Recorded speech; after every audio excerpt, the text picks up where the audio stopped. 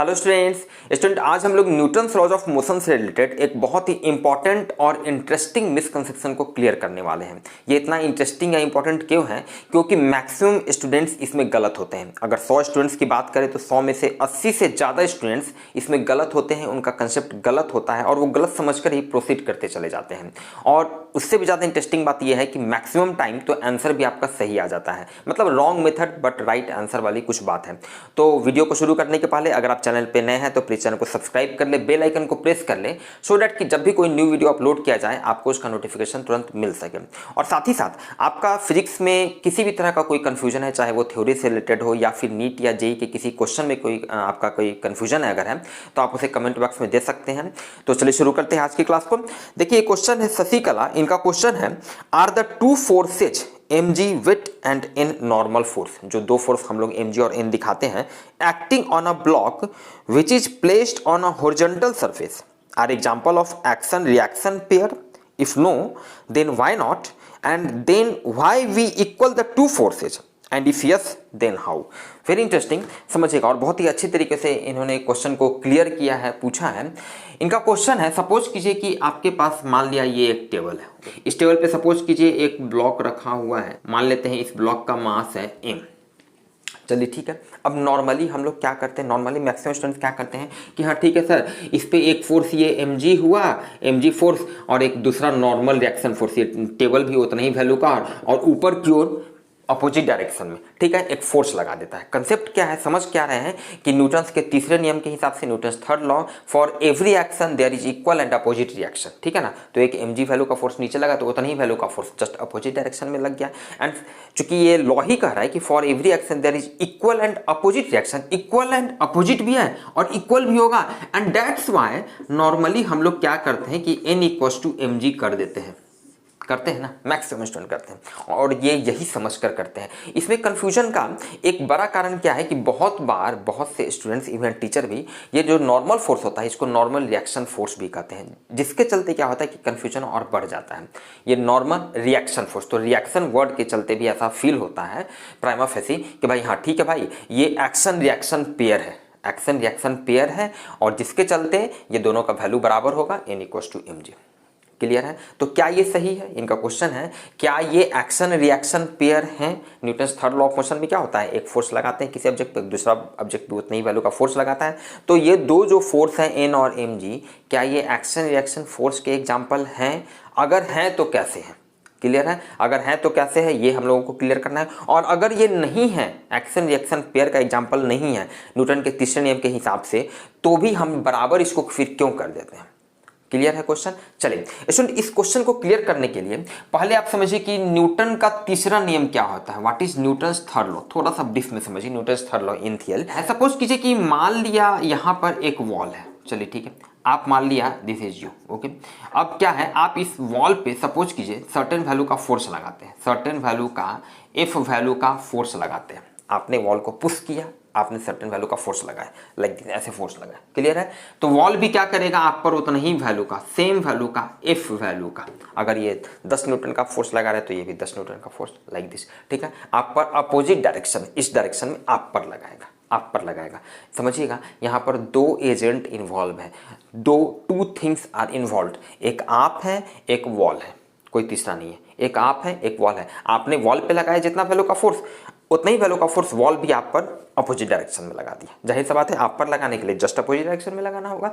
तो इसे ही हम कहते हैं ये एक्शन रिएक्शन पेयर हो गया। एक एक्शन है तो दूसरा रिएक्शन है, ठीक है, और दोनों का वैल्यू बराबर होगा, दोनों का वैल्यू बराबर होगा, सेम वैल्यू का फोर्स होगा।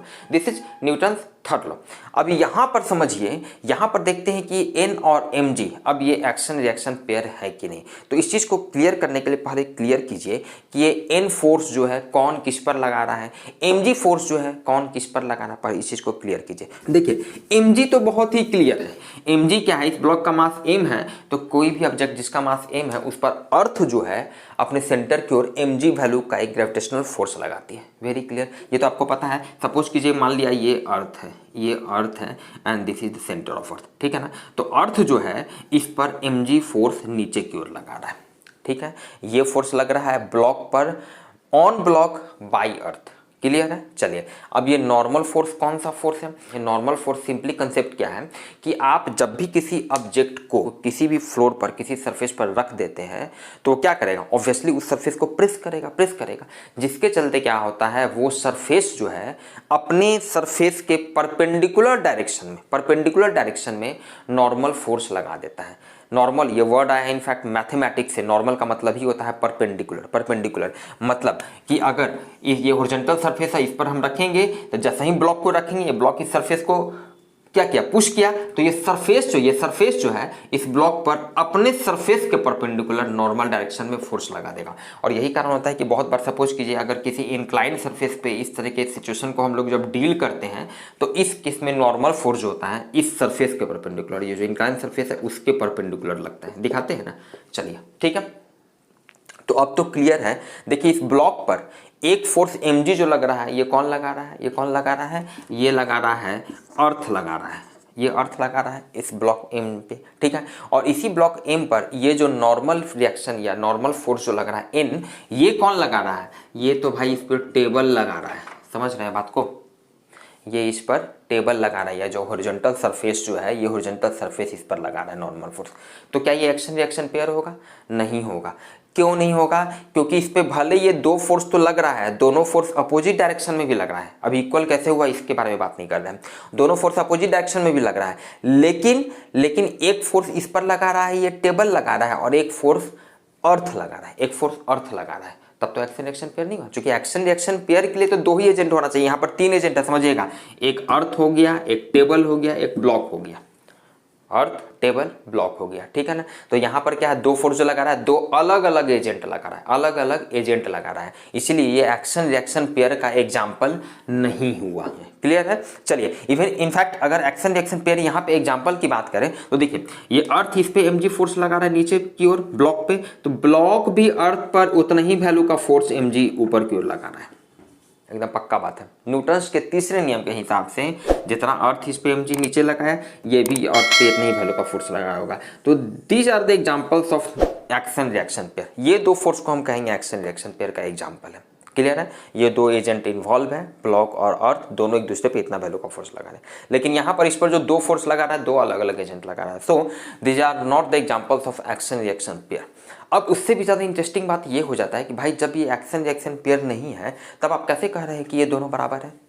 हम तो अब तक यही समझ रहे थे कि for every action there is equal and opposite. तो इक्वल भी वहां पर वर्ड था, इक्वल के हिसाब से, वही कंसेप्ट के हिसाब से इसको इक्वल भी कर रहे थे। तब यहाँ पे जब एक्शन रिएक्शन ही नहीं है तब इसको इक्वल क्यों कर रहे हैं? तो इसका रीजन दूसरा है। इसका रीजन न्यूटन्स थर्ड लॉ नहीं है, इसका रीजन है न्यूटन्स फर्स्ट लॉ। और ये न्यूटन्स फर्स्ट लॉ क्या कहता है स्टूडेंट, कि अगर कोई ऑब्जेक्ट, कोई बॉडी अगर रेस्ट में है, तो रेस्ट में है कहने का मतलब है कि उसका एक्सेलरेशन जीरो है। एक्सेलरेशन जीरो है, पक्का बात है। एक्सेलरेशन जब जीरो है इसका मतलब उस पर नेट फोर्स जीरो है। उस पर जो भी फोर्सेज लग रहे हैं वो फोर्स इस तरह से लग रहे हैं कि आपस में बैलेंस्ड है।